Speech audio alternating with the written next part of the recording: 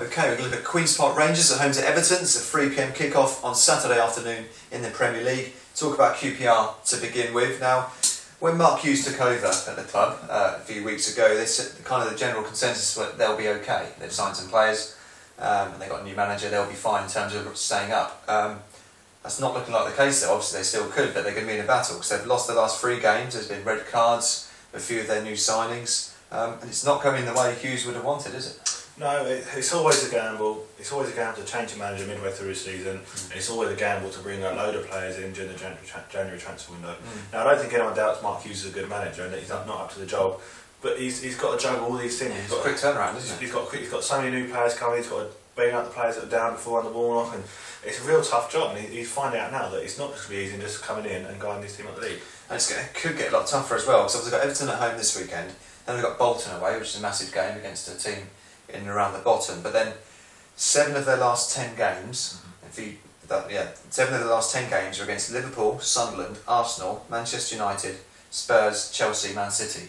There's not many points there. I mean, obviously you can get a shock result, but that's a really, really tough run. It's a terrible run, and also the games before them are against teams around them, and they've shown before that against teams around them there's not been last 3 games have been teams that exactly. So, I mean, you do wonder where the points are going to come from. They need, I say, for some reason they've got players sent off in the last couple of games, and it's just not going for them. Like, they really need to turn. I suppose earlier in the season they beat Chelsea, didn't they, in the Premier League? So they'll maybe hope they've got 1 or 2 of those sort of results in them. Sort of their new signers might raise their game for a bigger game.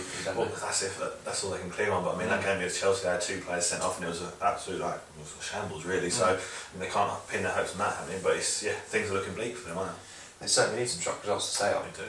Yeah. Okay, and Everton up to 10th at the moment. They'll be pleased to be back in the top 10, where most people expect them to be. This is after a run of unbeaten in 5 games. Excellent 2-0 win against Chelsea recently. They're in a good place, David Moyes' men, aren't they? After what was a positive January for them. Yeah, I think David Moyes particularly, he really deserves it because I remember when obviously we had the game in hand after it got cancelled at the start of the season, and we played them midweek, and he was cutting such a dejected figure, saying we can't give up with Spurs now. We used to battle for 4th place with them, and now they've gone forward, we've gone back. So he was just so disappointed not being able to bring in players and money and whatnot. And it just looks like a different player, different manager now. It looks so invigorating, and Everton have really turned it around. So, because I remember thinking, how much longer can he do this? Like David Moyes, he's had to sort of build it up from not having any money, but again now you're looking in a good place, and you kind of think going forward it's positive again. So next season they can. Yeah, I mean. Yeah, it's interesting. There has been a few people sort of mentioning him in line with Spurs job when Redknapp goes, so that would be a really interesting one. If he gives up and wants to move up, that's a bit offensive, but move to a different level, or whether he wants to continue his legacy at Goodison Park, so that would be interesting over the summer. They're only 6 points from falling 7th, so they have got a lot of motivation to keep going. They're still in the FA Cup, so big few weeks for them to arrange. And they say at Liverpool battling on different fronts, so Everton can focus on this league, and you never know, they'll be interested in finishing above them. Okay, we'll go for prediction on this one. QPR at home to Everton. I think it's going to be a really tight game actually, so I'm going for a 1-1 draw in this one.